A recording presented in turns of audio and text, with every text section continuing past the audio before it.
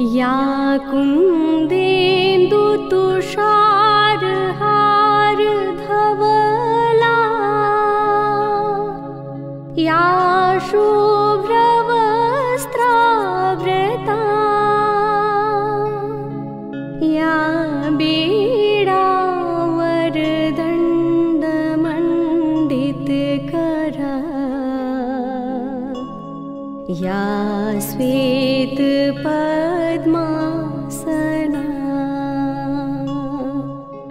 या ब्रह्माच्युतशङ्करा प्रभृतिभिः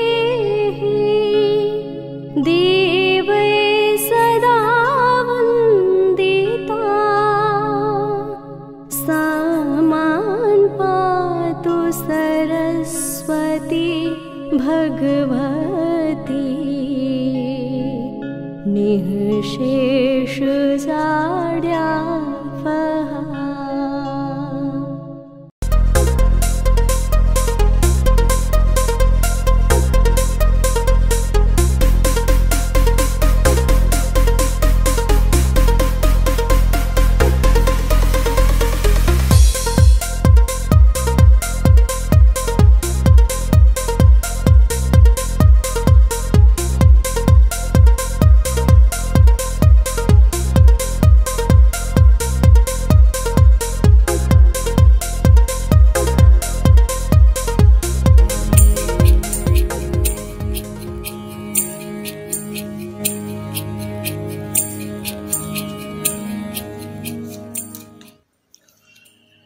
स्वातंत्र्य सैनिक विजयेंद्र काबरा यांच्या प्रेरणेने चालणारी ही पावलं आहेत। ही एक तपस्या आहे, हे एक समाधान आहे। शैक्षणिक क्षेत्रातील नफाखोरीपासून कोसो दूर असलेली ही एक पवित्र माती आहे। महाराष्ट्रात सर्वाधिक कमी शुल्क घेणारं शिक्षणाचं हे एक मंदिर आहे असं म्हटलं तर ते मुळीच वावगं ठरणार नाही, ती अतिशयोक्ती ठरणार नाही। शेतकरी, कष्टकरी आणि कामगारांच्या मुलांच्या हाताला कौशल्याची जोड देण्यासाठी सुरू झालेली संघर्षाची ही एक मशाल आहे। आता आधुनिक जगाला लागणारे तज्ञ अभियंते निर्माण करणारी ध्येयवादी शैक्षणिक संस्था आहे।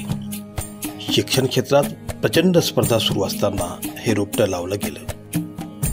याला आता तब्बल 1 दशक पूर्ण झाला आहे। या प्रवासात अनेक चढउतार आले, समस्या आल्या, पण हा प्रवास न थांबता न थकता निरंतर सुरू आहे। निस्वार्थ, निर्मळ, ध्येयवादी व्यवस्थापन आपलं काम चोख बजावत आहे। या मातीने अनेक यशस्वी अभियंते दिले। ते आज बेंगलोर, पुणे, मुंबई आणि देशाच्या विविध मोठ्या शहरातून कार्यरत आहेत। याचा ICM परिवाराला सार्थ अभिमान आहे। ग्रामीण भागातून मोठ्या आशेने मोठी स्वप्न घेऊन विद्यार्थी ICM कॉलेजमध्ये दाखल होतात। त्या मुलांच्या स्वप्नांना साकार करण्याचं काम आमचे तज्ञ प्राध्यापक सातत्याने करीत असतात। अशा या शिक्षण संस्थेचं स्वप्न ज्यांनी पाहिलं, ज्यांनी ते साकार केलं, ज्यांच्या पावलावर पाऊल ठेवून आम्ही त्यांची स्वप्न पूर्ण करण्यासाठी सातत्याने प्रयत्न करीत असतो, अशा स्वातंत्र्य सैनिक विजयेंद्रजी काबरा यांच्याविषयी आपण थोडं जाणून घेऊया, त्यांचे स्मरण करूया, त्यांचा गौरव करूया।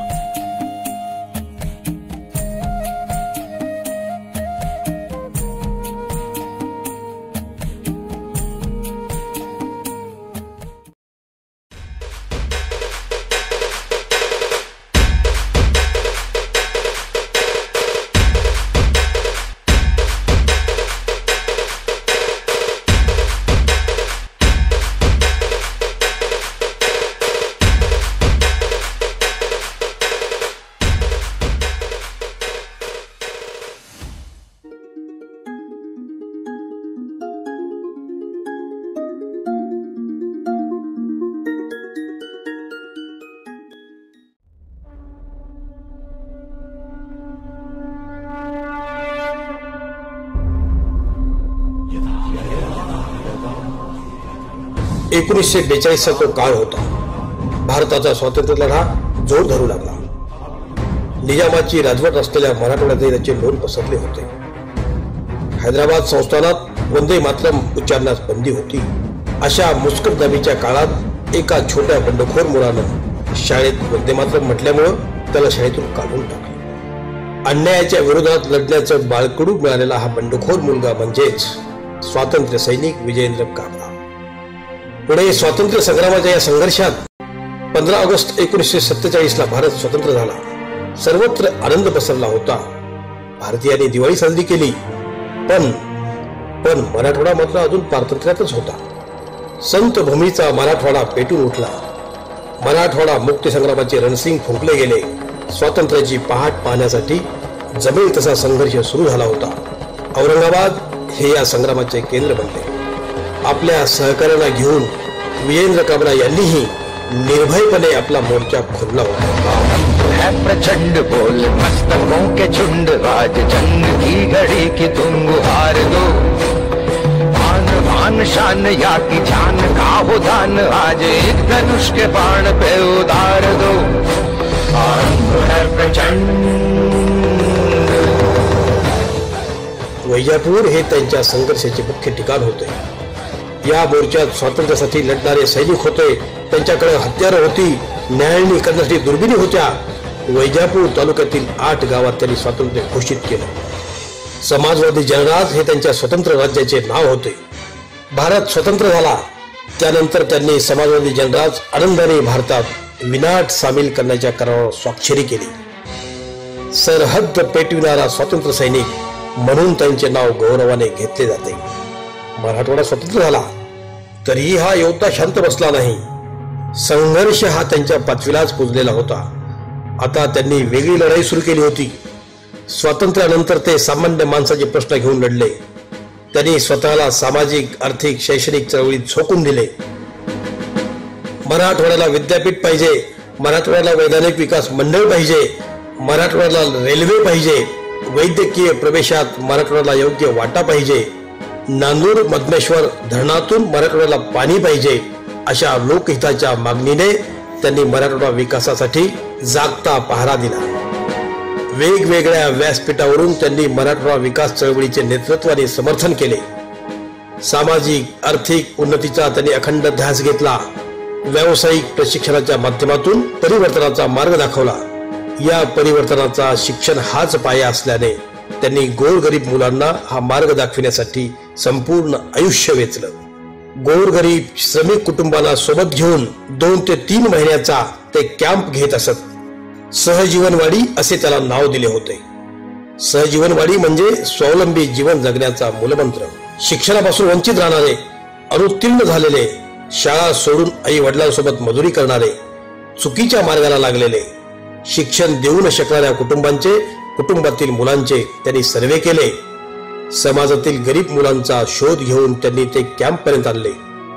असाच एक कॅम्प पुण्याजवळ उरळी देवाची येथे आयोजित केला होता. या कॅम्पला तत्कालीन पंतप्रधान इंदिरा गांधी यांनी भेट देऊन या प्रयोगाचे कौतुक केले होते. एवढेच नाही तर असे प्रकल्प देशभर राबविण्याची इंदिरा गांधी यांनी सूचना केली होती. याच सूचनेवरून जनशिक्षण संस्थान ही देशभर एक चळवळ सुरू झाली. त्यानंतर श्रमिक विद्यापीठाचे केंद्र सुरू केले.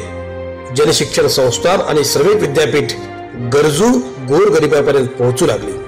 ज्यावेळी कौशल्य विकास ही कल्पना कोणाच्या ध्यानीमध्ये नव्हती त्यावेळी ते कौशल्य विकास प्रकल्प राबवित होते. 50 वर्षापूर्वी मांडलेल्या कौशल्य विकास संकल्पनेने शिक्षण क्षेत्राला वेगळी दिशा दिली. आज सरकारनेही ही योजना सुरू केली आहे. ते त्यांच्या दूरदृष्टीचेच एक द्योतक मानावे लागेल. सहजीवनवाडी उपक्रमाचा एक भाग म्हणून त्यांनी पाटोदा, रामराई, लांजी, जोगेश्वरी आणि आजूबाजूच्या गावातून घर पायाखाली घातले.